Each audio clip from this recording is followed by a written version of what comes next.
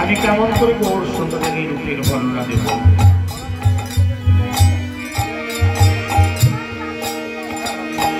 একটা অন্ধকার রাত্রির অবসানে যখন প্রভাত সূর্য পূর্ব গগনে উদিত হয়,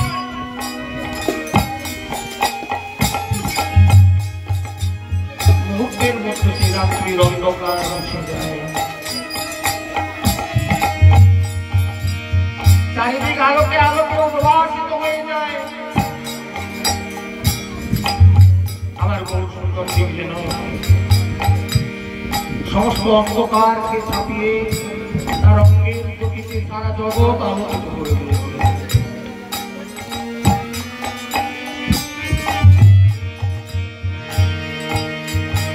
একটু ভেবে বলবেন, না না তা হলো না, কেননা ওই গগন সূর্যের তাপে বড় আর যদি একটু বৃষ্টি হয় তাহলে জগৎ পুরো ছাড়খাড় করে দিয়ে যায়। কিন্তু আমার গৌর সুন্দরের যে অঙ্গের রূপের ছটা মতো ভক্ত করায় না।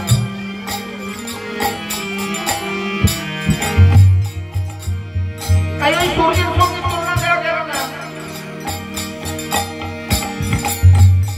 আবার অনেক ভেবে চিন্তে চিন্তা করলেন, একটা অন্ধকার রাত্রিতে যখন পূর্ব গগনে একটা পূর্ণ চন্দ্রের উদয় হয়, সারা জগৎ আলোকে আলোকে ভেসে যায়। আমার গৌর সুন্দর বলি আজ অদ্বৈত ভ্রমণ তেমনি করে আলোকিত করে রেখেছে।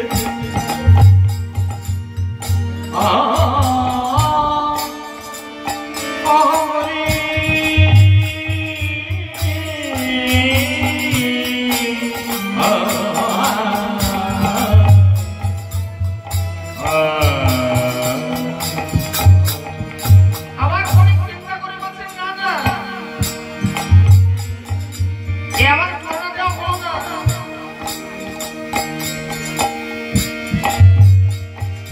কেননা গগনে যদি কলঙ্ক আছে, অমাবস্যা পূর্ণিমায় আছে, ভয় আছে লয় আছে, কিন্তু এই অকলঙ্ক গৌর সুন্দরের অঙ্গের যে জ্যোতি তার কোন কলঙ্ক নেই, তার কোন ভয় নেই লয় নেই, ভয় নাই লয় নাই,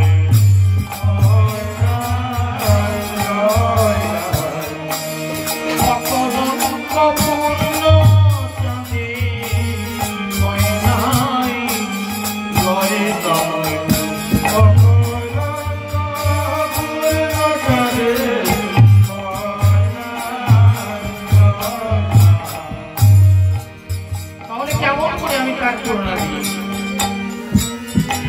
এবার অনেক ভেবে চিনতে বলছে, মেঘের বিজলি কিবা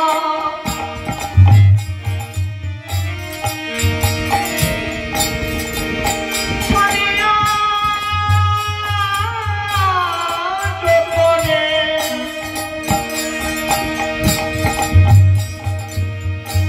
কত শোভা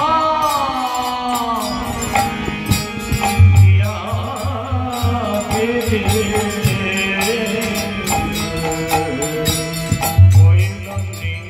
মনে, করেছে ভালো করেছে ভালো করেছে ভালো করেছে ভালো, কতই শোভা দিয়া বিধি করেছে ভালো করেছে ভালো, কতই শোভা দিয়া বিধি করেছে ভালো করেছে ভালো। পরবর্তী বলছেন, আকাশে বিদ্যুৎ চমকিত হয়ে মুহূর্তের ওই বিদ্যুতের ছটাকে যদি ধরে রাখা সম্ভব হতো তাহলে বুঝি আমার রূপের সঙ্গে তুলনা দেওয়া যেত।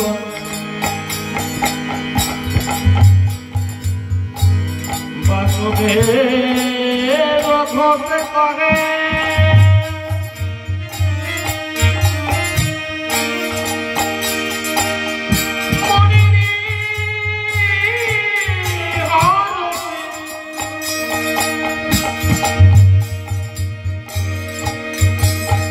কত সুখের নিদ্রা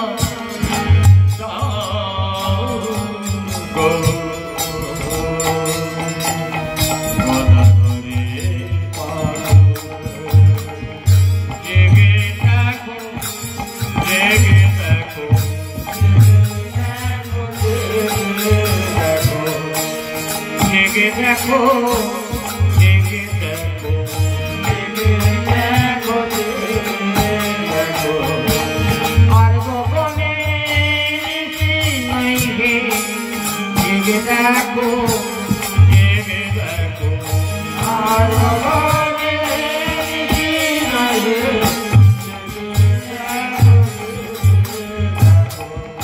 আমার ভাবুক পদকর্তা বাসুদেব ঘোষ আমার গৌর সুন্দরের এমন করে অলস ভঙ্গ করছে। ওঠো ওঠো গোরা চাঁদে নিশি পগায়ে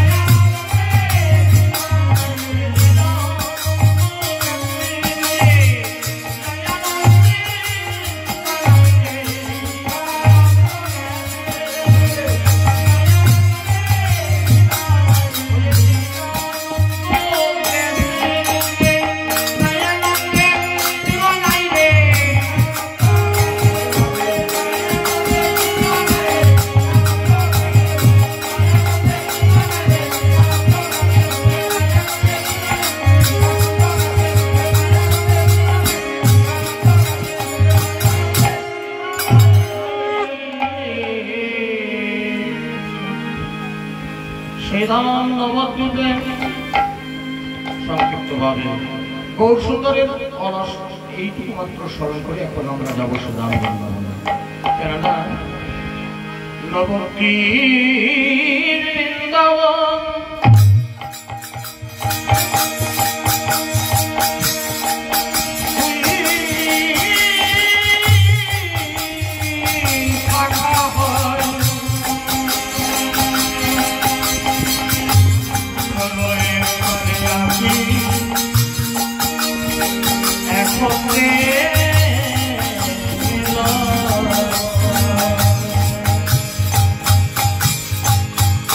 নবদ্বীপ বৃন্দাবন দুই সপ্তাহে প্রলয়ের কালে আসি একত্রে তাই শ্রীরাম বৃন্দাবন শ্রীরাম বৃন্দাবনে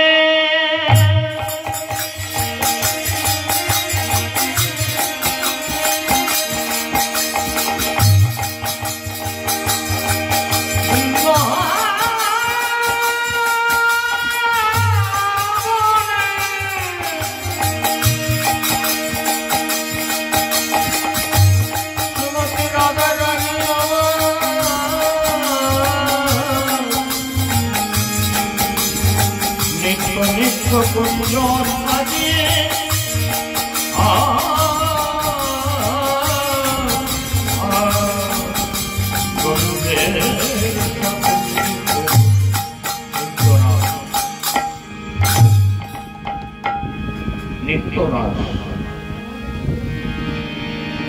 বৃন্দাবনে ৫,৫০০ বছর ধরে চলছে রাসলীলা।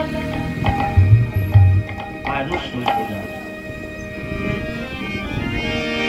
রাধারানী কুঞ্জ সাজাগানে নিত্যদিত্যকের মতো কুঞ্জ সাজে প্রিয় নর্মদা সখী ললিতাকে দেখে বলছে, ললিতা রে কুঞ্জ তো আমি সাজালাম, কিন্তু কই ললিতা বলছে, রাধে তাকে তো ডাকতে হয়, তাকে তো না ডাকলে তিনি কোনোদিন আসেন না। তারে ডাকিলে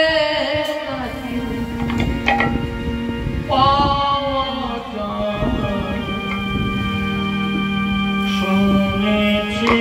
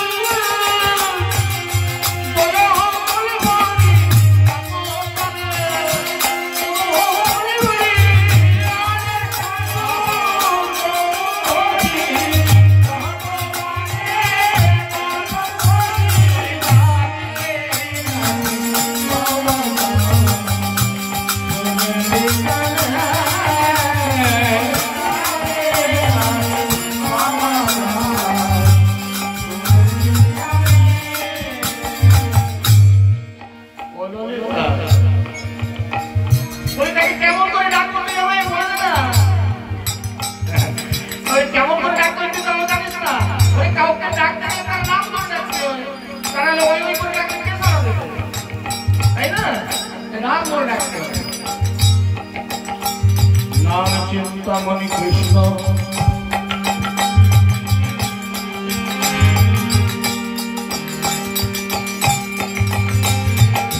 চৈতন্য বিগ্রহ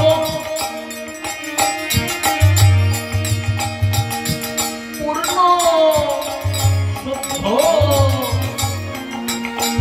নিত্যমুক্ত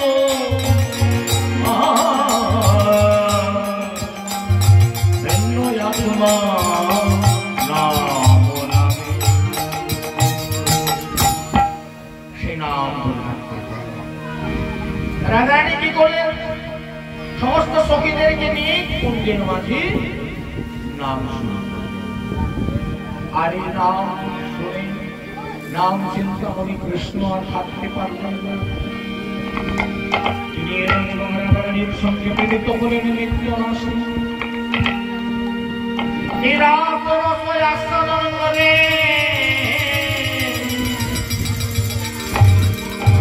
বসবাস সাধন কাজে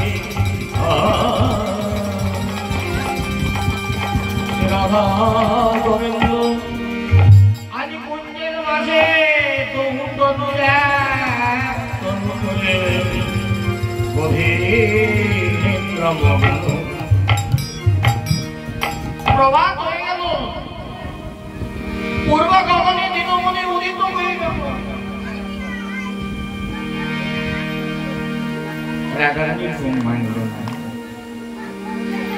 বৃন্দাবনের সমস্ত সেবাপরা সখীবৃন্দ তারা রাধারানীর কুঞ্জের দরজায় এসে ভিড় করেছেন তারা রাধা গোবিন্দের দর্শন পাবেন বলে কিন্তু এতটা বেলা হয়ে গেল এখনো কুঞ্জের দ্বার খোলে না ললিতা ডাকলো ও রানী দ্বার খোল রানী দ্বার খোল কুঞ্জের মধ্য থেকে কোনো সাড়া আসলো না আর সাড়া আসলো না দেখি চতুরা ললিতা সখী করেছে কি কুঞ্জের একটা রন্ধ্রপতি নয়ন দিয়ে উঁকি মেরে দেখতে লাগলেন ভেতরে রাধা গোবিন্দ কি করছেন কেন সাড়া দিচ্ছেন না যা দেখলেন দেখে চমকে গেলেন অমনি এবার আসোজনে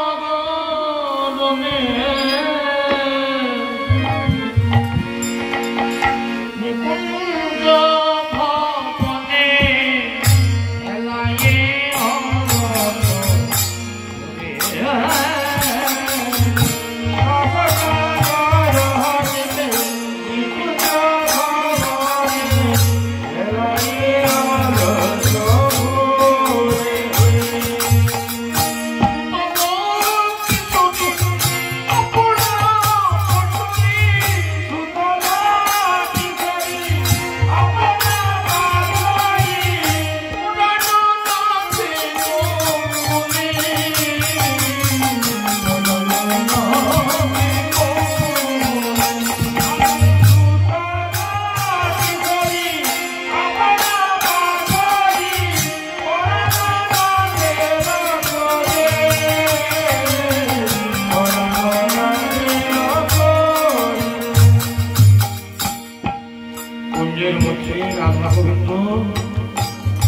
জোরাজোরি করে দুই তনু এক তনু করে গভীর নিদ্রামগ্ন ললিতা তাকিয়ে দেখে চমকে গেলেন কি সমস্ত সখীদেরকে ডেকে ডেকে বলতে সখীরে আয় দেখবি আয় দেখবি তোর দেখবি আয় রাধা গোবিন্দকে ওপর উঠিলাম মা করে দর্শন করবি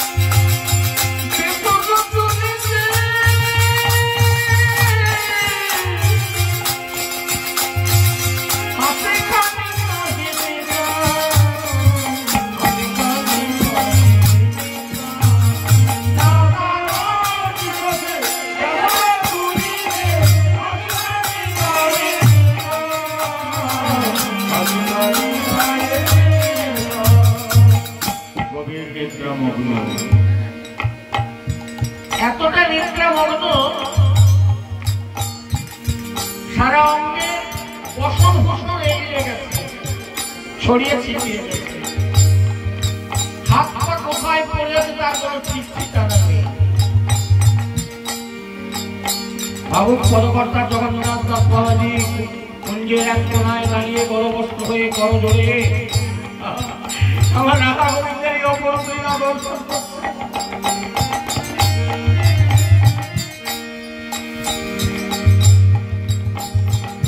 এতটা ক্লান্ত, এতটা শ্রান্ত, ওই রাস রস আস্বাদন করতে গিয়ে, মধুর রস আস্বাদন করতে গিয়ে এতটা ক্লান্তি এসেছে। ক্লান্তিতে রাধারানী নিদ্রা, বড় বড় শ্বাস করছে।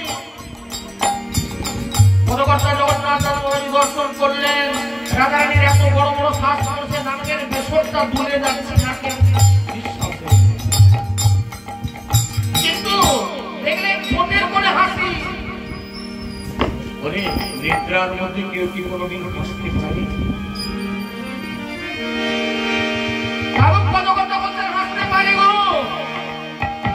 এই রাস ও রস আস্বাদন করে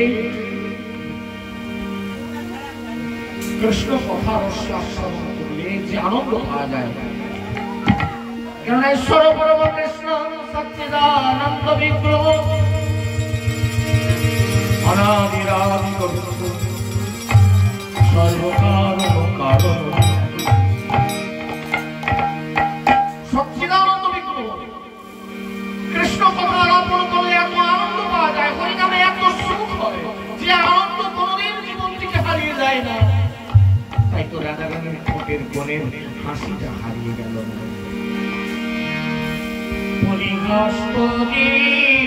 নিতে চাই ঘুরি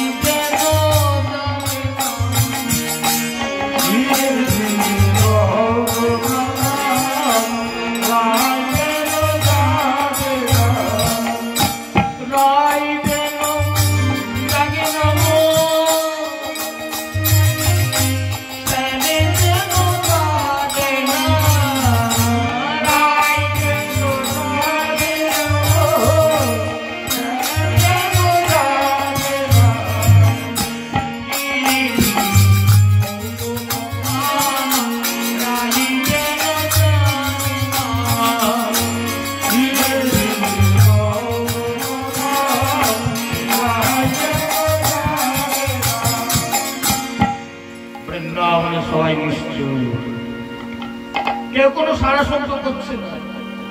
বৃন্দাবনের মনের পরগামী দেখলেন প্রভাত হয়ে গেল, পূর্ব গগনে দিনমণি উদিত হয়ে গেল, কিন্তু আজ বৃন্দাবনের মাটিতে রাধা গোবিন্দের এখনো জাগরণ হলো না। আজ না জানি বৃন্দাবনের মাটিতে একটা অঘটন ঘটে যেতে পারে, রাধারানীর নামে কলঙ্ক রটবে।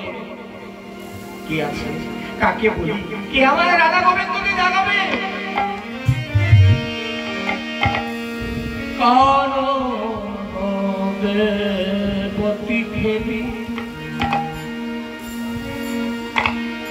নিশিও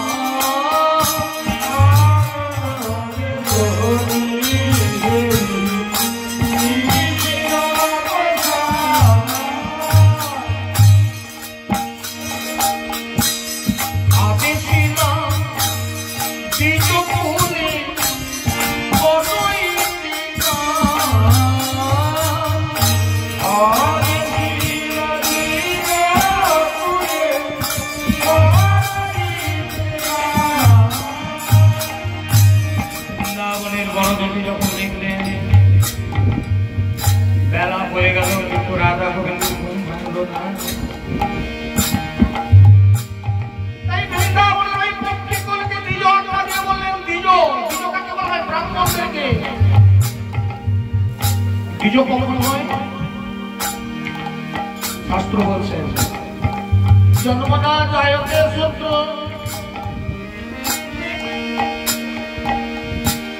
সংস্কারে নিজ উচ্চতে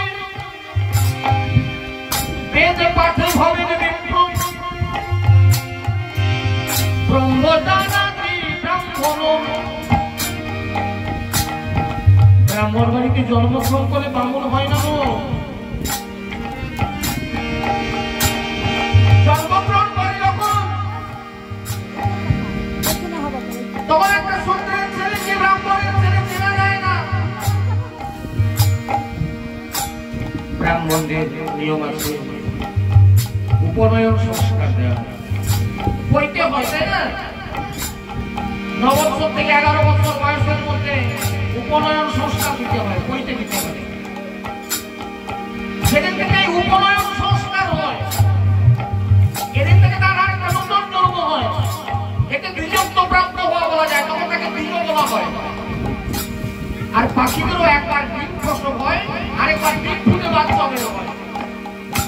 সেজন্য পক্ষীকুলকে ওই ব্রাহ্মণ কুলের সঙ্গে এক করে বীজ দিয়ে বললেন আদেশীরা বীজ করে পরই থেকে গানে করুণে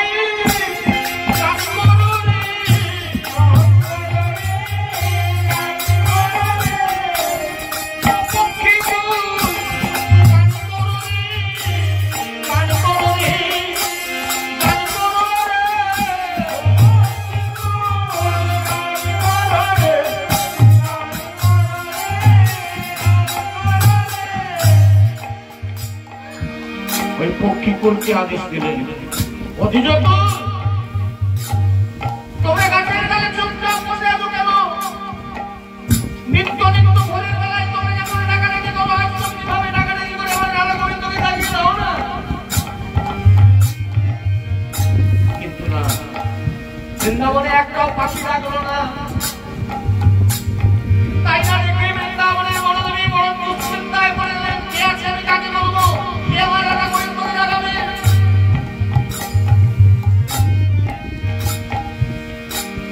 সুখ সাজি দ্বারা নিত্য নিত্য রাধা গোবিন্দের জাগরণ করে থাকে, তারা চুপ করে বসে আছে। তাই বৃন্দাবনের বড়দেবী চিন্তা করলেন ওই সুখ সাজিকে একবার আমি অনুরোধ করে দেখি। সারি সুখে তোকে তোকে জাগাও তুমিতে, সারি সুখে জাগাও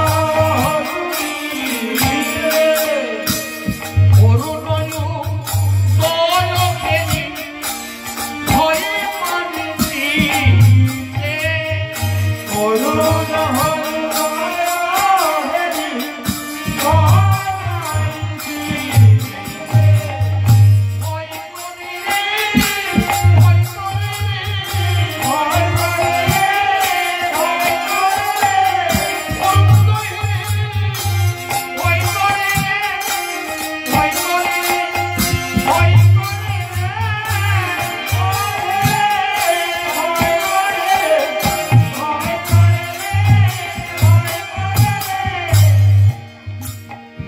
কিন্তু না, সুখসারিও ডাকলো না।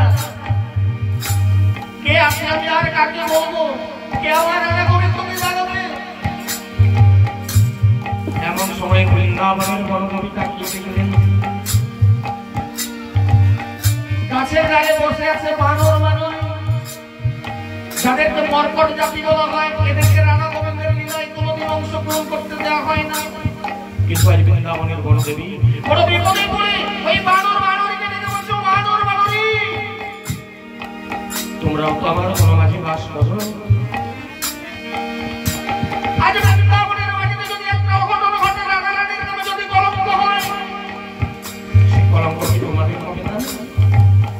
ও বানর বানরী, দাও না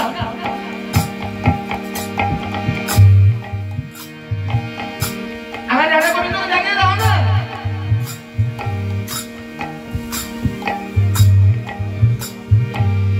বানরী মনে পুনো করলয়া রে, বানরী মনে পুনো করলয়া রে, তুলিতে খবর করো নিশে অবসে, তুলিতে জগল করো নিশে অবসে, জাগাই দেবে জাগাই দেবে জাগাই দেবে জাগাই দেবে, ও বানরী জাগাই দেবে জাগাই দেবে, ও বানরী জাগাই দেবে।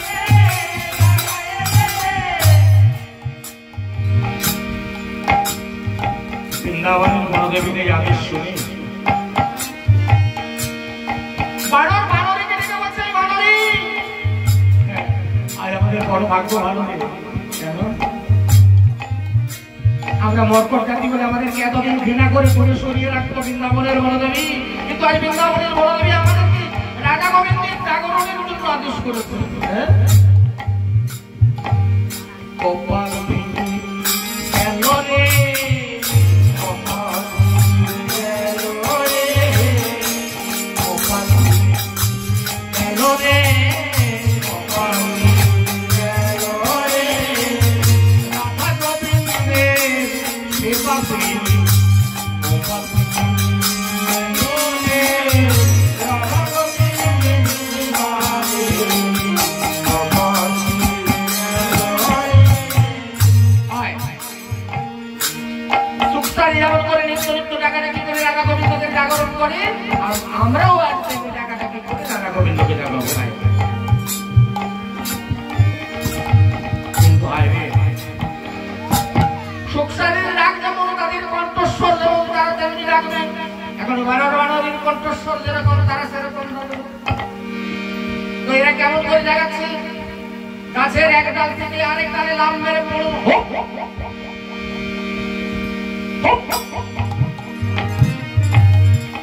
কতগুলো গোদা গোদা বানর বসেছিল গাছের ডালে।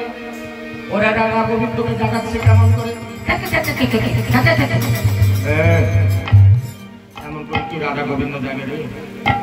জাগল না রে, জাগল না রে, জাগল না রে, জাগল না রে, জাগল না রে, জাগল না রে, রাধা গোবিন্দ জাগল না রে, জাগল না রে, জাগল না রে, রাধা গোবিন্দ জাগল না রে, জাগল না রে, জাগল না রে।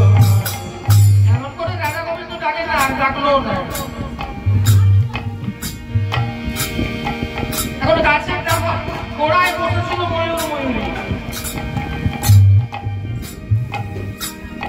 এরা বানর বানরের ডাক শুনে, বানর বানরের চিৎকার শুনে ওরা ওদের ভাষায় ডেকে উঠল। বৃন্দাবনে যারা গিয়েছেন তারা ময়ূরের ডাক ভালোই শুনেছেন। কেমন করে ডাকি গেল?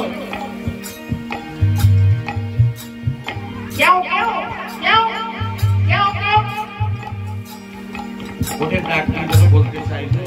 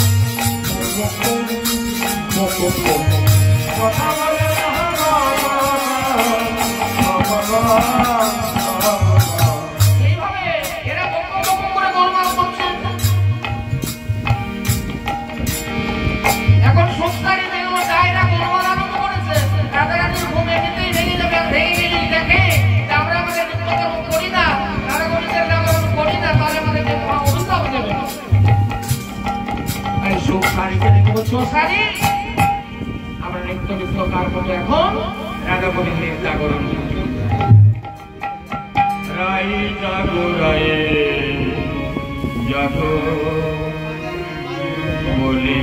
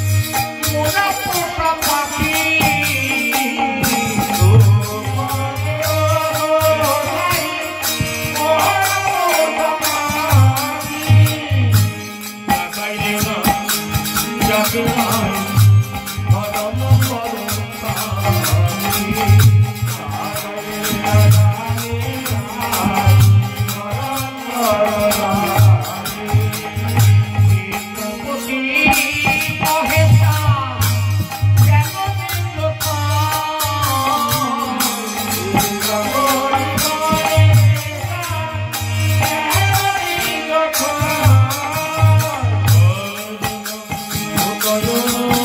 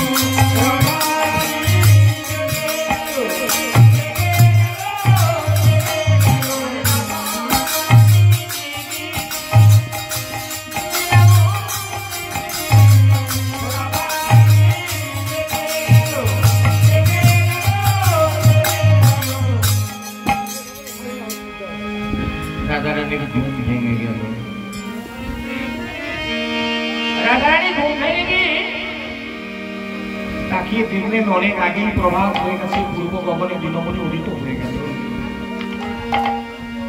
জাগিয়া বিনোদিনী ফেরিছে সমতলে, জাগিয়া বিনোদিনী ফেরিছে সমতলে, সমতাপি মধুরে জাগা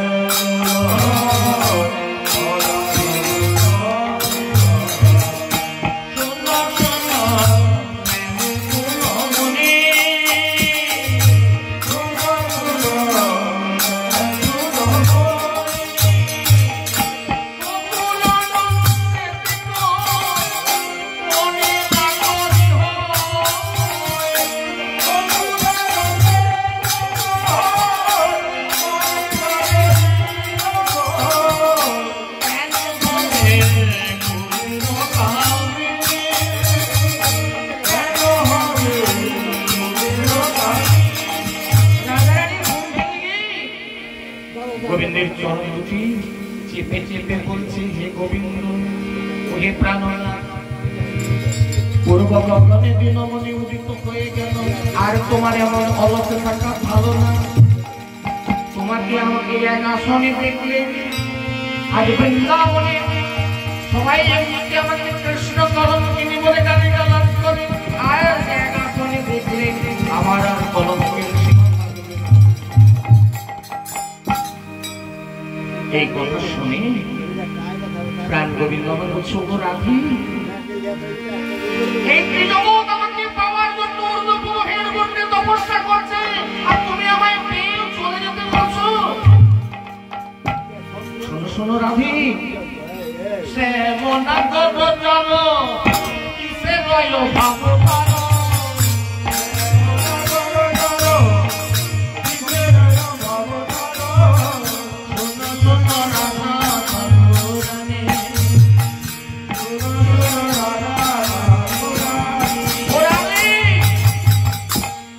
জগতে আমি যার কিসের অভাব তার, তুমি এত ভয় করছো কেন? এইটা বলতে বলতে গোবিন্দ আমার আদো আদো আধারে অলসের সঙ্গে অনেক কষ্টে জাগৃত হয়ে আলিশে গেলাম দিয়ে বসে। উঠিল না বড় বড়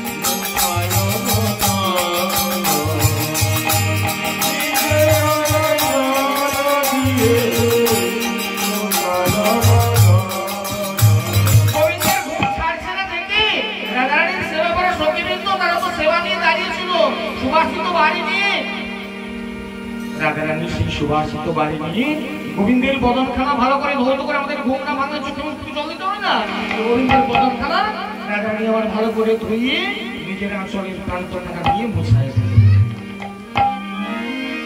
জাগরণ তো হলো। ললিতা আজ সখীবৃন্দ এরা তো অনেক আগে থেকেই এসে গেছে। সখীদের মধ্যে চতুরা হচ্ছে ললিতা।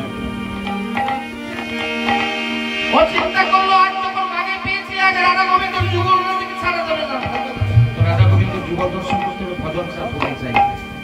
ললিতা চাতুরানি করলো, কি করলো? ওই যে পূর্বের দিন গোবিন্দ যখন এসেছিলেন কুঞ্জে, কত সুন্দর সাজিয়ে এসেছিলেন, অলকা তিলকা দিয়ে মা সাজিয়ে দিয়েছিল, মাথায় পরিয়ে দিয়েছিল চূড়া, কোমরে দিয়েছিল ধরা, পায়ে দিয়েছিল সোনার নূপুর, আর হাতে ছিল মুরলি। গোবিন্দ মা যখন বিশ্রাম করছিলেন এগুলো মাথার কাছে খোলা ছিল। ললিতা কায়দা করে করলো কি জানেন? চতুরালো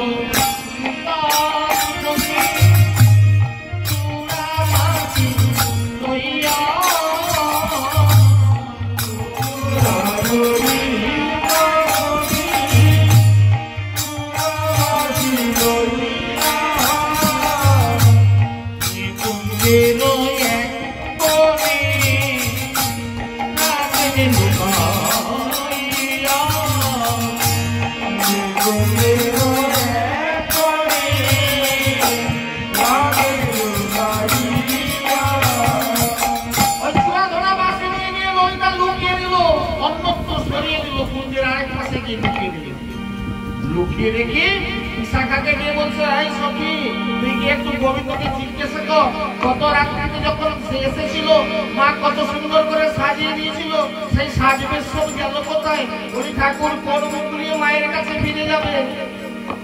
বিশাখা গিয়ে বলছে, ও ঠাকুর বলি কাল সাজের বেলা যখন এসেছিলে মা কত সুন্দর করে সাজিয়ে দিয়েছিল, অলকা তিলকা দিয়ে মাথায় পরিয়ে দিয়েছিল চূড়া, কোমরে দিয়েছিল ধরা, পায়ে ছিল সোনার নূপুর, আর হাতে ছিল মোহর মুরলি। বলি ঠাকুর সেই সব সাজবেশ তোমার গেল কোথায়? যেই না বলে দিয়েছে গোবিন্দ এখন চিন্তায় পড়ে গেলেন। চূড়া পাখির লেগে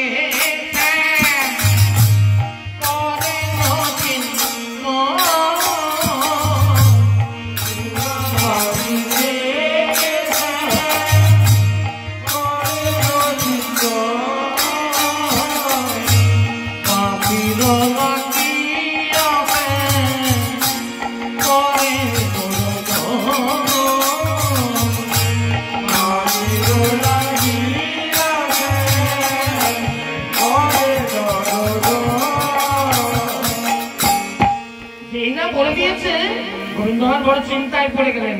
প্রথমটা চূড়াবাসীর জন্য চিন্তা হচ্ছিল বলে, কিন্তু বাঁশিটার জন্য বড় বেশি চিন্তা, কেননা এই যুগে ওই বাঁশি ছাড়া আমি এক পাও এগোতে পারবো না।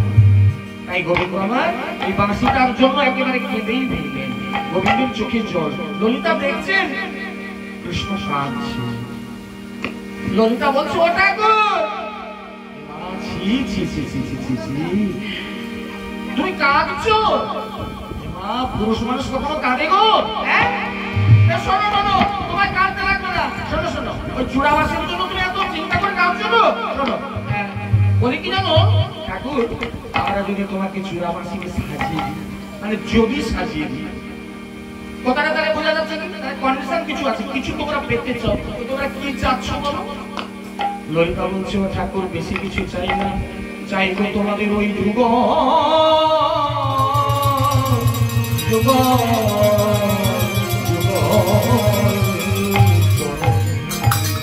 ওই যুগল চরণ দর্শন করতে চাই। এখন গোবিন্দ তো বিপদে পড়ে আছে, রাজি না হয়ে যাবেন কোথায়? তাই গোবিন্দ আবার রাজি হয়ে গেলেন। আজ সমস্ত সখীগণ মিলে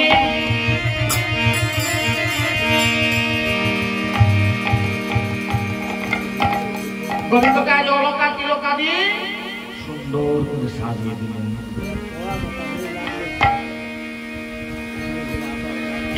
এক সখী হাসি হাসি চূড়াবাসী এনে দিল, সখী হাসি হাসি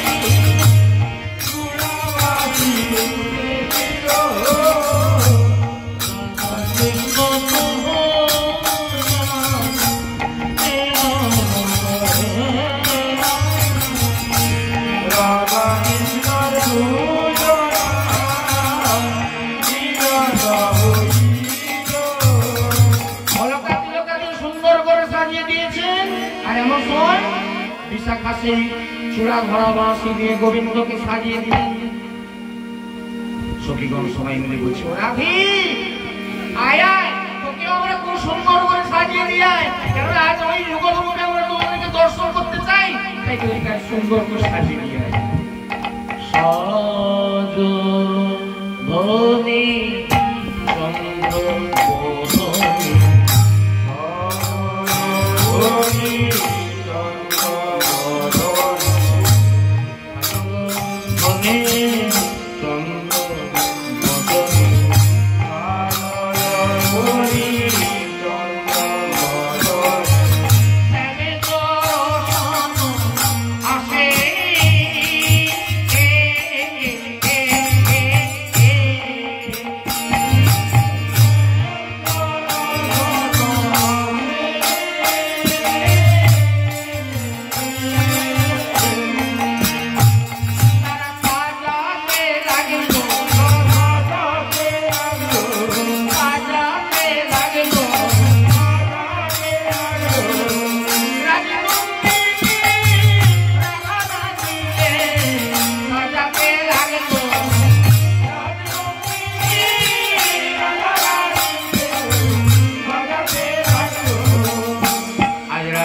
সুন্দর সাজে সাজিয়ে গোবিন্দের বামে এনে দাঁড় করিয়ে দিলেন। আর ললিতা বলছে, ও রাধি এবার তোর রাধারানী, এবার তোর গোবিন্দকে নিয়ে তুই দাঁড়া, আমরা ওই কুঞ্জবাসী রাধা গোবিন্দের যুগল দর্শন করে আমাকে অনেক কিছু অনুভূতি সেই ইচ্ছা পূর্ণ করি।